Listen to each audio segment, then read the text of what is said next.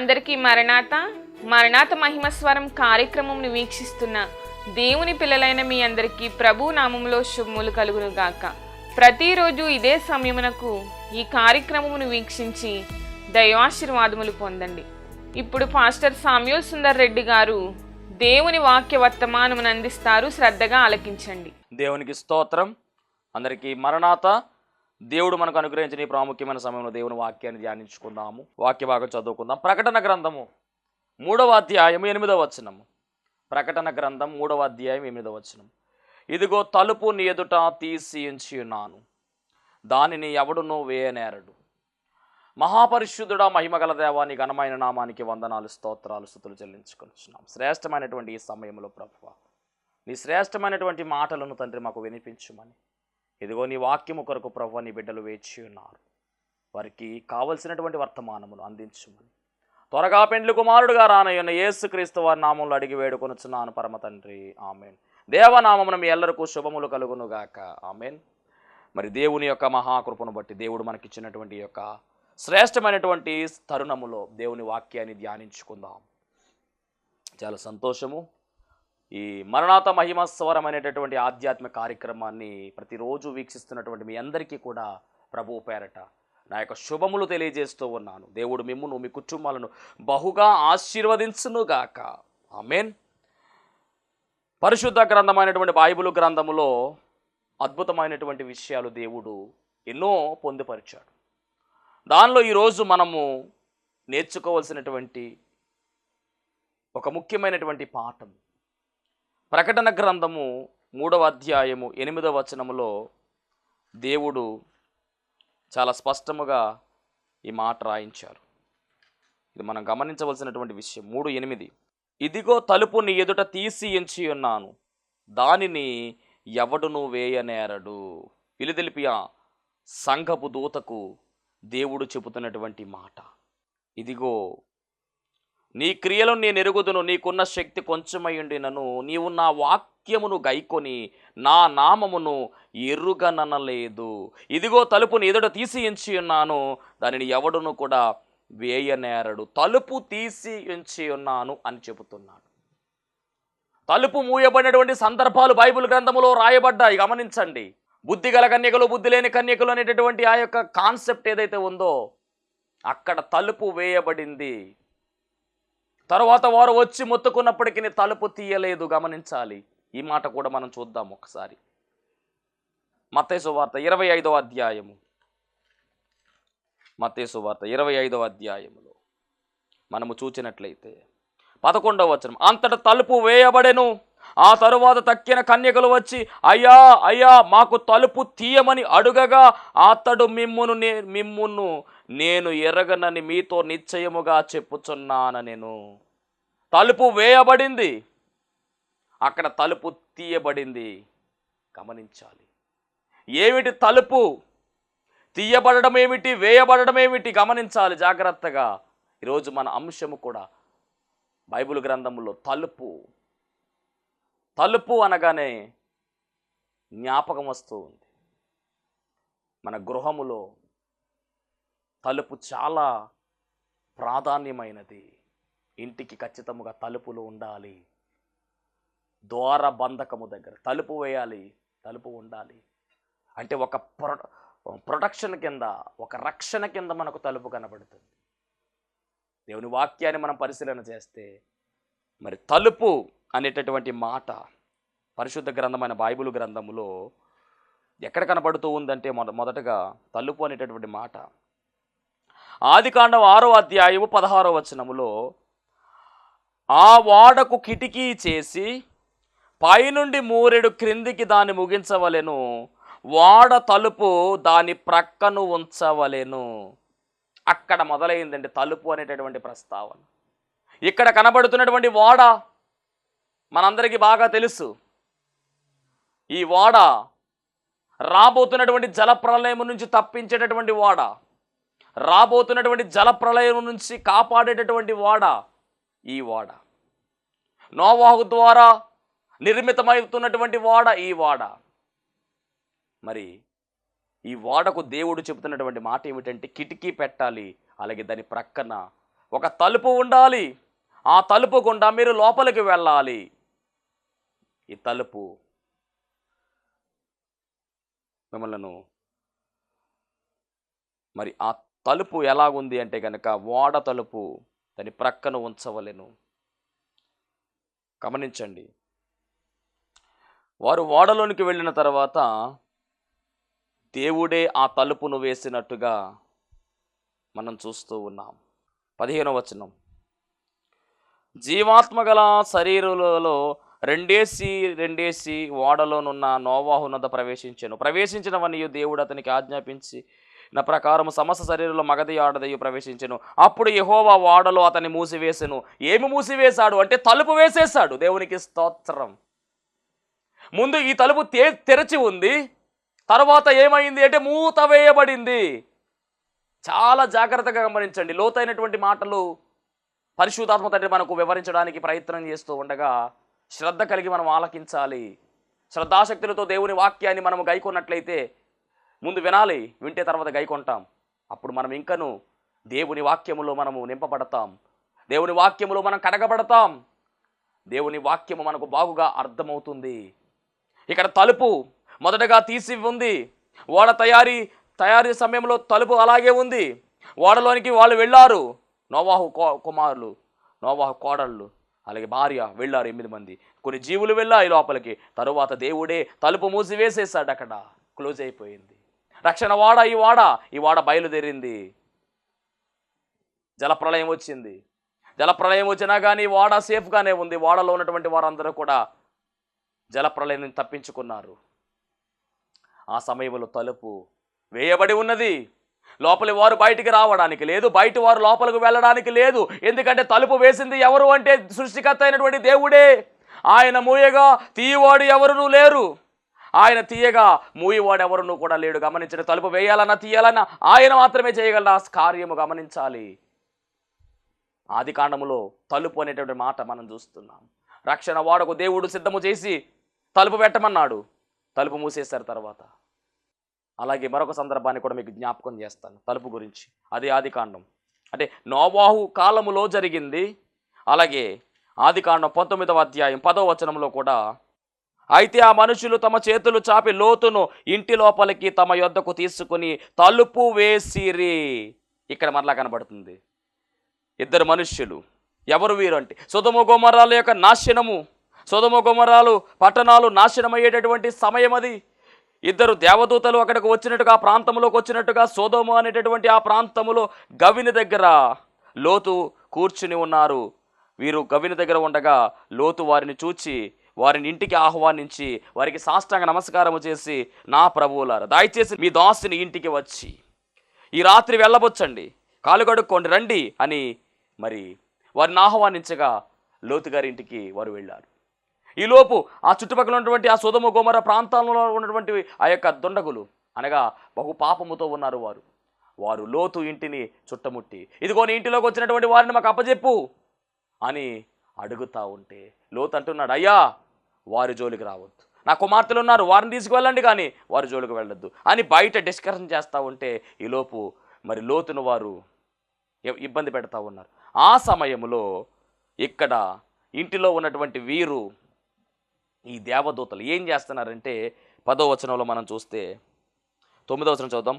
ఈ మనుష్యులు నా ఇంటి నీడకు వచ్చి ఉన్నారు గనుక వారిని మీరేమీ చేయకూడదని చెప్పినప్పుడు వారు నీవు అవతలికి పొమ్మనిరి. మరియు వారు, వీడెవడో మనలోనికి పరదేశిగా వచ్చి తీర్పరిగా నుండ చూచుచున్నాడు గనుక కాగా వారికంటే నీకు ఎక్కువ కీడు చేసేదమని చెప్పి లోతు అను ఆ మనుషుని మీద దొమ్మిగా పడి తలుపు పగలగొట్టుటకు సమీపించిరి.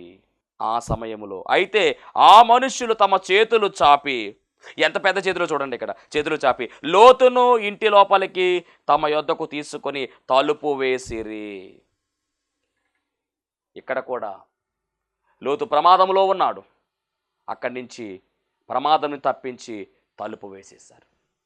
ఇందాక ఓడ తలుపు వేయబడింది, ప్రమాదం వచ్చింది, ప్రమాదం తప్పించబడ్డారు. ఇక్కడ కూడా లోతు ప్రమాదంలో ఉంటే తలుపు వేసి తప్పించేశారు. అంటే ఒక రక్షణకు సాదృశ్యంగా ఈ తలుపు కనబడుతూ ఉంది. ద్వార బంధకంగా ఈ తలుపు కనబడుతూ ఉంది. జాగ్రత్త. నోవాహు దినములలో, లోతు దినములలో ఈ లోపలికి వచ్చిన తర్వాత ఈ లోతును తన కుమార్తెలను వెంట పెట్టుకుని దేవదూతలు బయటికి తీసుకుని వెళ్ళి వారు వెళ్ళిన తర్వాత సొదొమ గొమొర్రా పట్టణం ఏమైందంటే నాశనం అయిపోయింది. గమనించండి, చాలా జాగ్రత్తగా మనం ఆలోచన చేయాలి. ఈ లోతు నోవాహు కాలములో తలుపు వేయబడిన తర్వాత వారు సురక్షితముగా లోపల ఉన్నారు, ప్రమాదములు తప్పించబడ్డాయి. ఈ ఈ రెండు సందర్భాలులో తలుపు అనే మాట మనకు కనబడుతూ ఉంది. పాత నిబంధనలో ఈ నోవాహు దినములు, నోవాహు కాలం, జలప్రళయ కాలం, అలాగే లోతు యొక్క కాలము, లోతు యొక్క దినములు. జలప్రళయములో ప్రపంచమంతా కూడా నాశనం అయిపోయింది. లోతు యొక్క కాలములో, లోతు దినముల్లో సొదొమ గొమొర్రా తగలబడిపోయింది, భయంకరంగా కాల్చివేయబడింది. ఈ రెండు సందర్భాలను కూడా మనం పరిశీలన చేస్తే కొత్త నిబంధన బేస్ చేసుకుంటూ ఉంది. ఎలాగంటే రాకడ సమయమునకు ఒక సూచన ఏమిటి, రాకడకు ఒక గుర్తు, యుగ సమాప్తికి ఒక గుర్తు ఏమిటి అంటే కనుక నోవాహు దినములలో ప్రజలు ఎలా ఉన్నారో, నోవాహు దినాలు ఎలాగున్నావో అలాగే యుగ సమాప్తి లేదా మనుష్య కుమారుని రాకడ వచ్చే దినాలు కూడా అలాగే ఉంటాయి. అలాగే లోతు కాలములో దినములు ఎలాగున్నాయో మరి రాకడ దినములు కూడా అలాగే ఉంటాయని బైబిల్ గ్రంథంలో స్పష్టంగా మనం చూద్దాం. మత్తయి సువార్త 24వ అధ్యాయం, మత్తయి సువార్త 24వ అధ్యాయం 37వ వచనం. నోవాహు దినములు ఎలాగుండునో మనుష్య కుమారుని రాకడయును అలాగే ఉండెను. నోవాహు దినములు ఎలాగున్నవో మనుష్య కుమారుని రాకడ కూడా అలాగే ఉండును. జలప్రళయమునకు ముందటి దినములలో నోవాహు ఓడలోనికి వెళ్ళిన దినము వరకు వారు తినుచు, త్రాగుచు, పెండ్లి చేసుకొనుచు, పెండ్లికి ఇచ్చుచు నుండి జలప్రళయం వచ్చి అందరినీ కొట్టుకొని పోవు వరకు ఎరుగకపోయిరి. అలాగుననే మనుష్య కుమారుని రాకడ కూడా ఉంటుంది. జాగ్రత్త, ఆయన వచ్చి వెళ్ళి అంతవరకు కూడా ఎవరికీ తెలియదు. మనుషులు తమ ఇష్టానుసారముగా ఉంటారు. ఇప్పుడు ప్రజెంట్ జరుగుతుంది అదే కదా. ఎవరి ఇష్టానుసారంగా వారు జీవిస్తూ ఉన్నారు, దైవ భయం లేకుండా వెళ్ళిపోతూ ఉన్నారు. ఇంకను ప్రభువును అంగీకరించిన వారు అనేక మంది ఉన్నారు. నోవాహు దినముల్లో కూడా ఓడ తయారవుతూ ఉన్నది, కానీ ఎవరు పట్టించుకోలేదు, ఎవరు వాళ్ళలోకి రాలేదు. అందుకని వారందరూ కూడా ఆ నీటిలో కాలగర్భంలో కలిసిపోయారు, మరణించారు. అలాగే లోతు దినముల గురించి కూడా మాట్లాడుతూ ఉన్నారు. లోతు దినములు రాకడలో మరొక సూచన ఇది. 24వ అధ్యాయం 37, లూకాసు వార్త 17వ అధ్యాయము 28వ వచనంలో లోతు దినములలో జరిగినట్టును జరుగును. జనులు తినుచు, త్రాగుచు, కొనుచు, అమ్ముచు, వారు నాటుచు, ఇండ్లు కట్టుచు నుండిరి. అయితే లోతు సొదొమ విడిచిపోయిన దినమున ఆకాశము నుండి అగ్ని గంధకములు కురిసి వారిని అందరిని నాశనము చేసెను. ఆ ప్రకారమే మనుష్య కుమారుడు ప్రత్యక్షమగు దినము వరకు జరుగును. కాబట్టి గమనించండి, లోతు దినములో జరిగిందే జరుగుతూ ఉంది, నోవాహు దినములో జరగబోయేదే జరగబోతూ ఉంది. అంటే ఈ రెండు కూడా చాలా ఇంపార్టెంట్. వారు కాపాడబడ్డానికి ఓడ తలుపు చాలా ప్రాముఖ్యమైనది. అలాగే నిర్గమాకాండం 12:23లో కూడా ఒక తలుపు రాయబడింది. నిర్గమాకాండం 12:23 అద్భుతమైనటువంటి విషయం ఇది కూడా. మరి నిర్గమాకాండం అనగానే విమోచన జరుగుతున్నటువంటి కార్యములో 10 తెగుళ్ళు మరి ప్రవేశం అయిపోయిన తర్వాత 10వ తెగులు వచ్చింది. అదే సంహార దూత జ్యేష్ఠుణ్ణి, ప్రథమ సంతానంగా ఉన్న వారిని, పశువుల్లో కావచ్చు, మనుషుల్లో కావచ్చు, ఎవరైనా కానీ మరి సంహార దూత సంహరించుకుంటూ వెళుతూ ఉంది. ఆ క్రమములో 12:23 చూద్దాం ఒకసారి. 12:23 ఇంటి ద్వారము నుండి బయలు వెళ్ళకూడదు. యెహోవా ఐగుప్తీయులను హతము చేయుటకు దేశ సంచారము చేయుచు ద్వార బంధకపు పై కమ్మి మీదను 2 నిలువు కమ్మిల మీదను ఉన్న రక్తమును చూచి యెహోవా ఆ తలుపును దాటిపోవును. ఏ గుమ్మం మీదైతే, ఏ ద్వార బంధకం మీదైతే గొర్రెపిల్ల రక్తము చిందించబడి ఉంటుందో ఆ తలుపు అంట సంహార దూత దాటి వెళ్ళిపోతుంది అని రాయబడింది. అంటే ఇక్కడ తలుపు ఎలా కనబడుతుందంటే, ఆ తలుపు వేయబడినటువంటి ఆ తలుపు దాటి వెళ్ళిపోతూ ఉన్నారు. అంటే మరణము దాటి వెళ్ళిపోతూ ఉంది, తలుపును దాటి వెళ్ళిపోతూ ఉంది. నోవాహు కాలంలో కూడా అదే మనకు కనపడింది, లోతు కాలంలో కూడా అదే మనకు కనపడింది. అంటే ఒక కాపాడేదిగా, సంరక్షించేదిగా ఈ తలుపు కనబడుతూ ఉంది. చాలా ప్రాముఖ్యమైనటువంటి విషయం అండి. తలుపు గురించి పరిశుద్ధ గ్రంథంలో చాలా అద్భుతమైనటువంటి విషయాలు ఉన్నాయి. తలుపు ప్రకటన గ్రంథం 3:8 ఇదిగో తలుపు నీ ఎదుట తీసియించి ఉన్నాను, దానిని ఎవడునూ కూడా వేయనేరడు అని రాయబడి. అంటే ఈ తలుపు, తీసి ఉన్నటువంటి ఈ తలుపులు మనం వెళ్ళాలి, ప్రవేశించాలి.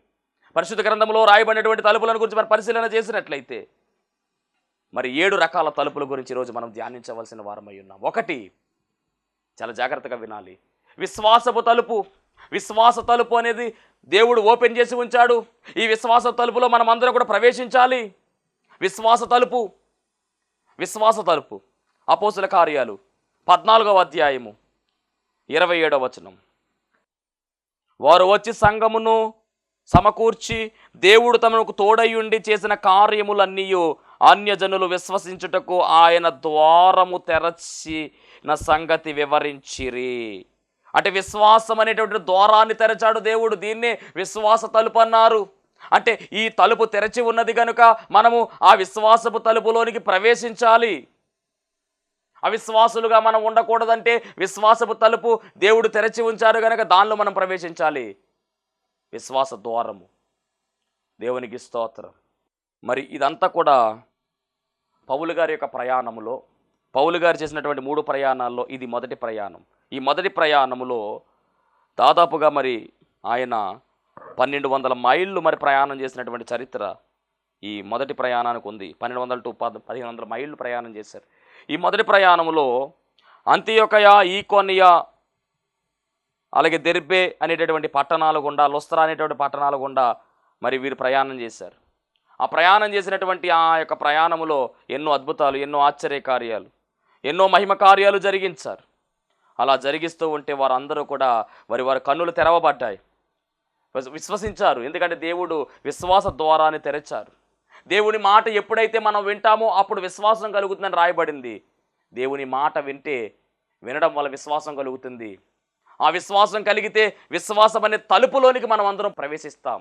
ఇక్కడ మరి వారందరూ కూడా, ఈ ప్రాంతాల వారందరూ కూడా విశ్వాసం అనే తలుపులోనికి ప్రవేశించడానికి కారణం ఏమిటంటే పౌలు గారు చెబుతున్నటువంటి ప్రతి మాట వారు విన్నారు. ఎప్పుడైతే వారు విన్నారో, విన్నటువంటి వారిలో విశ్వాసము కలిగింది. అప్పుడు దేవుడు వెంటనే విశ్వాసం అనే ద్వారము తెరిచినట్టుగా ఇక్కడ రాయబడింది బైబిల్ గ్రంథములో.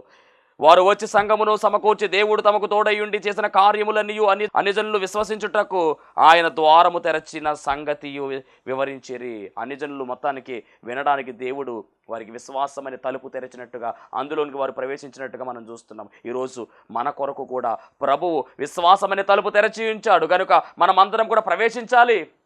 విశ్వాసములో మనం స్థిరులుగా ఉండాలని, విశ్వాసమందు మనం స్థిరత్వం కలిగి ఉండాలని, విశ్వాసములో మనం ఎక్కడ కూడా రాజీ పడడానికి వీలు లేదు. దేవుని విశ్వసించినటువంటి మనము ఎక్కడా కూడా అవిశ్వాసానికి చోటు ఇవ్వకూడదు. అవిశ్వాసం అనేది మన జీవితంలో కనబడడానికి వీలు లేదు. దేవుడి మీద పూర్తిగా మనం ఆధారపడాలి, దేవుని పూర్తిగా నమ్ముకోవాలి, పూర్తిగా నమ్మాలి. ఆయన కార్యాలయందు, ఆయన చేసినటువంటి ఘనమైనటువంటి కార్యాలయందు మనం ఎప్పుడూ కూడా విశ్వాసం ఉంచాలి. అపోస్తల కార్యాలు 12:16 మనం చూస్తే ఇక్కడ కనబడింది. సంఘమంతా కలిసి అత్యాశక్తితో ప్రార్థన చేసినట్టుగా రాయబడింది. పేతురు గారిని చెరసాల్లో వేసినప్పుడు పేతురు చెరసాల్లో ఉంచబడెను. సంఘమైతే అతని కొరకు అత్యాశక్తితో దేవునికి ప్రార్థన చేయుచుండెను. హేరోదు అతనిని వెలుపలికి తీసుకుని రావాలని ఉండగా ఆ రాత్రియే పేతురు 2 సంఖ్యలతో బంధింపబడి, మొత్తం మీద చుట్టూ సైనికులు ఉన్నారు, కాపలాదారులు ఉన్నారు, బంధించారు. అయినప్పటికీ కూడా ప్రభుదూత గదిలోనికి వెళ్ళి అతన్ని మొత్తం మీద విడిపించి బయటకు తీసుకొచ్చినట్టుగా రాయబడింది. అంటే పేతురు యొక్క సంఖ్యలు కూడా ఊడి తెగి పడిపోయాయి. కారణం ఏంటంటే ప్రార్థన అనే తలుపులోనికి వారందరూ కూడా చేరువయ్యారు. సంఘమంతా కలిసి ప్రార్థన చేస్తూ ఉన్నారు. సంఘమంతా ఏకకంఠముతో ప్రార్థన చేస్తూ ఉంటే దేవుని కార్యము అక్కడ కన్నులారా వారికి కనబడుతూ ఉంది. మా పేతురుని తప్పించాలి ప్రభువా, పేతురుని చెరసాల నుంచి విడుదల చేయండి ప్రభువా అని ఎడతెగక ప్రార్థన చేస్తున్నారు. విశ్వాసంతో ప్రార్థన చేస్తూ ఉన్నారు, కన్నిటితో ప్రార్థన చేస్తూ ఉన్నారు. ఎప్పుడైతే వీరు ప్రార్థన చేస్తూ ఉన్నారో దేవుడు తెరిచినటువంటి తలుపు, ప్రార్థనా తలుపు తెరిచారు కనుక ఈ ప్రార్థనా తలుపులోనికి వీరు ప్రవేశించారు. వీరి ప్రార్థన ప్రవేశించింది. వెంటనే దేవుడు తెరిచాడు ద్వారాన్ని. పేతురు యొక్క సంఖ్యలు కూడా తెరవబడ్డాయి. దూత పేతురు గారిని బయటికి తీసుకొచ్చేసింది. వెంటనే పేతురు ప్రయాణమై వచ్చేసాడండి. వారు ఇంకా ప్రార్థన ముగించలేదు. ప్రార్థన ముగించకుండానే పేతురు గారు తలుపు దగ్గర నిలబడ్డారు. ఎందుకంటే ప్రార్థన అనే తలుపు తెరవబడింది కనుక ఇప్పుడు తలుపు కొడుతూ ఉన్నాడు. చూద్దాం 12:12. ఇట్లు ఆలోచించుకొని అతడు మారు పేరు గల యోహాను తల్లి అయిన మరియ ఇంటికి వచ్చెను. అక్కడ అనేకులు కూడి ప్రార్థన చేయుచుండిరి, ఇంకా ప్రార్థన చేస్తూ ఉన్నారు. అతడు తలవాకిడి తలుపు తట్టుచుండగా ఇప్పుడు తలుపు తడుతున్నాడు. రోదే అని ఒక చిన్నది ఆలకించుటకు వచ్చెను. ఆమె పేతురు స్వరము గుర్తుపట్టి సంతోషము చేత తలుపు తీయక లోపలికి పరిగెత్తుకుని పోయి పేతురు తలుపు దగ్గర నిలిచి ఉన్నాడని చెప్పాను. ఎంత గొప్ప సంగతి చూడండి. ఇంకా ప్రార్థన పూర్తవలా, ఆయన పేతురు వచ్చేసాడు. అంటే ప్రార్థన తలుపులోనికి వీరి ప్రార్థన వెళ్ళిపోయింది కనుక తలుపు దగ్గర నిలవబడ్డాడు పేతురు. ఇప్పుడు అద్భుతం ఏమిటంటే సమాధానము, వారి ప్రార్థనకు సమాధానము దేవుడిస్తున్నాడు. తలుపు తీస్తే బయట ఎవరు ఉన్నారంటే పేతురు ఉన్నారు. కాబట్టి ప్రార్థన అనేటటువంటి తలుపు తెరవబడి ఉంది. నువ్వు ప్రార్థన చేస్తూ ఉంటే ఆ తలుపులోనికి మనం వెళతాం, మన ప్రార్థన వెళ్ళిపోతుంది, సమాధానం వస్తుంది. దానియేలు కూడా గమనించండి, బయట పరిస్థితులు వ్యతిరేకంగా ఉన్నప్పటికీ, పరిస్థితులు అనుకూలంగా లేవు, ప్రార్థన చేసినా ఏం చేసినా కానీ చంపేస్తారు, గమనించాలి, సింహాల బోన్లో వేసేస్తారు. అయినప్పటికీ దానియేలు ముమ్మారు తన కిటికీ తలుపులు తెరచి వైపుకు తన ప్రార్థనను చేయడం మొదలుపెట్టాడు. ముమ్మారు ప్రార్థన చేస్తాడు. దేవుడు ఆ ప్రార్థన అంగీకరించాడు. దేవుడు కూడా ద్వారం తెరిచాడు. సింహాల బోనులో వేసినప్పటికీ సింహాల నోళ్లను మూసేసి మరలా బయటకు రావడానికి దేవుడు కార్యం జరిగించాడు. కాబట్టి ప్రార్థన అనే తలుపు తీయబడి ఉన్నది, మనము ప్రవేశించాలి, మన ప్రార్థన ప్రవేశించాలి. విశ్వాసం అనే తలుపు తీయబడి ఉన్నది, మన విశ్వాసము వెళ్ళాలి ఆ తలుపు గుండా. ఇక మూడవదిగా మనం గమనించినట్లయితే సహవాసపు తలుపు కూడా తీయబడి ఉన్నది. ఎవరితో మనం సహవాసం చేస్తున్నాం? మనం సహవాసము చేయవలసింది ఎవరితో అంటే దేవునితో మనం సహవాసం చేయాలి. సంఘ సహవాసములో మనం ఉండాలి. సహవాసపు తలుపు నిలువెచ్చని స్థితిలో మనం ఉన్నామేమో జాగ్రత్త, చాలా జాగ్రత్త. మన సహవాసము ఎవరితో ఉంది? సహవాసపు తలుపు కూడా చాలా ప్రాముఖ్యమైనది. ఈ యొక్క తలుపు కూడా మనము కలిగి ఉండాలి. నిలువెచ్చని స్థితిలో మనం ఉండడానికి వీలు లేదు. లవోదికయ సంఘం గురించి దేవుడు చెబుతూ ఉన్నాడు, నువ్వు నిలువెచ్చని స్థితిలో ఉన్నావు, వేయబడతావు, జాగ్రత్త. కాబట్టి సహవాసం విషయంలో కూడా మన సహవాసం ఏ విధముగా ఉందో మనం నిర్ణయించుకోవాలి. చాలా జాగ్రత్తగా మనం ముందుకు సాగవలసిన వారమై ఉన్నాం. ఇది సహవాసపు తలుపు, ఇది కూడా దేవుడు తెరిచి ఉంచాడు. ఆయనతో మనం సహవాసం చేయాలి. ఆయన యందు మనం ఉండాలి, మన యందు ఆయన ఉంటాడు. అప్పుడు మనము సహవాసము కలిగి మనము జీవిస్తాం. ఇక నాలుగవదిగా మనం గమనిస్తే కనుక రక్షణ అనే తలుపు ఇది కూడా దేవుడు తెరిచి ఉంచాడు. రక్షకుడైన యేసుక్రీస్తు ద్వారా మనకు లభిస్తుంది.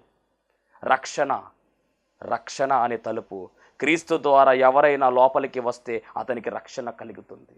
ద్వారము ఆయన అయి ఉన్నాడు. అతడు లోపలికి వస్తూ బయటకు వెళుతూ ఉంటే మేత దొరుకుతుందని కూడా యోహాను సువార్త 10:9 మనకు కనబడుతూ ఉంది. అంటే ఆయన ద్వారంగా ఉన్నాడు. ఆయన గొర్రెలు పోవు ద్వారము ఆయనే, మార్గము ఆయనే. కాబట్టి గమనించండి, ఇది రక్షణ తలుపు. రక్షణ తలుపులోనికి కూడా మనము ప్రవేశించాలి. రక్షణ తలుపులోనికి మనం ప్రవేశిస్తేనే మోక్ష మార్గం మనకు లభిస్తుంది. ఈ రక్షణ ఎవరిచ్చారు? ఇది తెరవబడినటువంటి తలుపు. ఇది యేసు అనగా రక్షకుడు, ఆయన ద్వారా దేవుడు మన కొరకు ఏర్పాటు చేసినటువంటి తలుపు. ఈ రక్షణ అనేటటువంటి తలుపులో మనం వెళ్తే ఇక్కడ ఆహారం దొరుకుతుంది. ఏ ఆహారం అంటే యేసుక్రీస్తు ప్రభువు వారు ఇచ్చేటటువంటి జీవాహారం.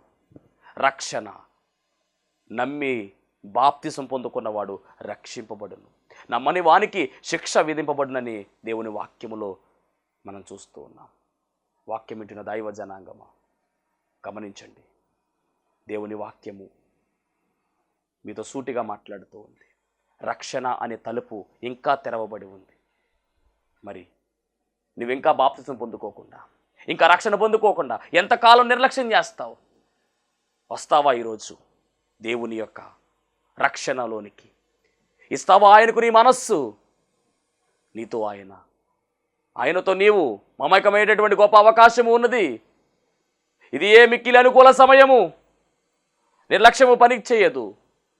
రక్షణ ఇవ్వడానికి రక్షకుడే ఈ లోకానికి వచ్చి వేశాడు.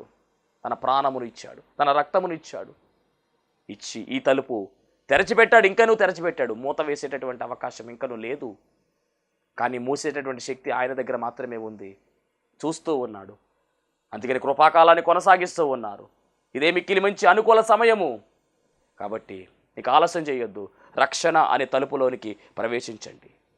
ఇక 5వదిగా మనం గమనించినట్లయితే కనుక పరిచర్య అనేటటువంటి తలుపు తీయబడి ఉంది. ఈ లోక పరిచర్య కాదు ఇది, గమనించాలి. దేవుని పరిచర్య, దేవుని యొక్క పరిచర్య, క్రీస్తు కొరకు పరిచర్య చేసే గొప్ప తలుపు ప్రభువు తెరచాడు. ఈ పరిచర్య అనే తలుపులో మనమందరము కూడా ప్రవేశించాలి. ఈ ద్వారములో మనం ప్రవేశించాలి. ప్రభు కొరకు మనం పరిచర్య చేయాలి. ప్రభు పనిలో ముమ్మరమైనటువంటి భారము కలిగి మనం ముందుకు వెళ్ళాలి. పనివారు కొందరే, కోత విస్తారముగా ఉందని రాయబడింది. మరి విస్తారమైనటువంటి కోతను మనము కూడా విస్తారముగా పనిచేస్తూ కోయవలసిన వారమై ఉన్నాము. అనేక మందిని ప్రభు తట్టు మనము తిప్పవలసిన వారమై ఉన్నాము. ఇది పరిచర్య తలుపు. ఇక 6వదిగా మనం గమనిస్తే దీవెన తలుపు. మలాకీ గ్రంథం 3వ అధ్యాయం 10వ వచనంలో రాయబడినటువంటి మాట దీవెన తలుపు. ఈ తలుపు కూడా తెరవబడి ఉంది. ఈ తలుపులో మనం ప్రవేశించాలంటే ఇచ్చి శోధించవలసిన వారమై ఉన్నాం. మలాకీ గ్రంథం, చిట్ట చివరి గ్రంథం మలాకీ 3వ అధ్యాయం 10వ వచనం. నా మందిరములో ఆహారం ఉన్నట్లు 10వ భాగమంతయు మీరు నా మందిరపు నిధిలోనికి తీసుకుని రండి. దీన్ని చేసి మీరు నన్ను శోధించినలా నేను ఆకాశపు వాకిండ్లను విప్పి పట్టజాలంత విస్తారముగా దీవెనలు కొమ్మరించెదను అని సైన్యముల అధిపతి యెహోవా సెలవిచ్చుచున్నాడు. కాబట్టి ఈ తలుపు కూడా తెరచి ఉంది. రావాలి అంటే ఇచ్చి శోధించండి. విస్తారమైనటువంటి దీవెనలు ఇచ్చుట ధన్యమన్నారు. కాబట్టి ఈ దీవెన తలుపులో కూడా మీరు అడుగు పెట్టాలి. ఇక 7వదిగా గమనిస్తే ఈ అన్ని తలుపులు అయిపోయిన తర్వాత 7వ తలుపు ఏమిటంటే రాకడ తలుపు. ఈ రాకడ తలుపులోనికి మనం అందరం కూడా ప్రవేశించాలి. తీసి ఉంచాడు, మూతపడకుండా చూసుకోవాలి. మూసేలోపే వెళ్ళిపోవాలి లోపలికి. లూకాసు వార్త 12వ అధ్యాయం 36వ వచనం, 12:36. తమ ప్రభువు పెండ్లి విందు నుండి వచ్చి తట్టగానే అతని కొరకు తలుపు తీయటకు అతడు ఎప్పుడు వచ్చునో అని అతని కొరకు ఎదురుచూచు మనుష్యుల వలె ఉండుడి. దేవునికి స్తోత్రం. అంత మాత్రమే కాదండి, మత్తయి సువార్త 25 మన దగ్గర చదువుకున్నటువంటి అధ్యాయంలో అక్కడ కూడా తలుపు తెరవబడి ఉంది. బుద్ధిగల కన్యకలు ప్రవేశించిన తర్వాత తలుపు వేయబడింది. కాబట్టి రాకడ తలుపు ఇది కూడా తెరిచి ఉంచాడు. కాబట్టి రాకడ అనే అంతస్తు అనే తలుపులోకి మనం అందరం కూడా ప్రవేశించాలి. ఆ ద్వారంలోకి మనం అందరం వెళ్ళాలి. ఈ తలుపు అనేటటువంటి ఈ మాట ఇంత అద్భుతమైనటువంటి సమాచారం. విశ్వాసపు తలుపు తెరచి ఉంది, వెళ్ళాలి. విశ్వాసం కలిగి ఉండాలి. ప్రార్థనా తలుపు తెరచి ఉంది, వెళ్ళాలి. ప్రార్థన అనే తలుపు. సహవాసం అనే తలుపు తెరచి ఉంది, వెళ్ళాలి. 4వది రక్షణ తలుపు, రక్షణ అనే భాగ్యం పొందుకుని ప్రవేశించాలి. 5వది పరిచర్య తలుపు, వెళ్ళాలి. 6వది దీవెన అనే తలుపు ఉంది, దానిలో కూడా ప్రవేశించాలి. ఇవన్నీ ప్రవేశించిన తర్వాత 7వది రాకడ తలుపు, దానిలో కూడా మనం ప్రవేశించాలి. ఆయన మరి ఇదిగో తలుపు నీ ఎదుట తీసి ఉంచి ఉన్నాను అంటూ ఉన్నాడు. కాబట్టి తీసి ఉన్నటువంటి ఈ తలుపులో మనం ప్రవేశించి చివరగా ఉన్నటువంటి రాకడ అనేటటువంటి ఆ యొక్క తలుపులను కూడా మనం అందరూ కూడా వెళ్ళడానికి దేవుడు కృప చూపించి దీవించి ఆశీర్వదించును గాక. ఆమేన్. మహోన్నతుడా నీకు వందనాలు, స్తోత్రాలు ప్రభువా. ఇదిగో తలుపు అనేటటువంటి మాట గురించి నాయనా మీరు మాట్లాడి ఉన్నారు. ఎన్ని రకాల తలుపులు ఉన్నవో తండ్రి, అన్ని ఆశీర్వాదాలతో కొన్న తలుపులు ప్రభు మా జీవితంలో మాకు అనుగ్రహించినందుకు వందనాలు. చివరగా 2వ రాకడ అనేటటువంటి తలుపు, పరలోక మార్గములోనికి, పరలోక రాజ్యములోనికి వచ్చే మార్గముతో ఉన్న ఆ తలుపు మేము ప్రవేశించడానికి సహాయం దయచేయమని, నీ బిడ్డలను దీవించి ఆశీర్వదించమని, ఫలభరితమైనటువంటి ఆశీర్వాదాలతో ప్రభువా నడిపించమని యేసు నామములో అడుగుచున్నాం పరమ తండ్రి. ఆమేన్. అందరికీ మరణాత.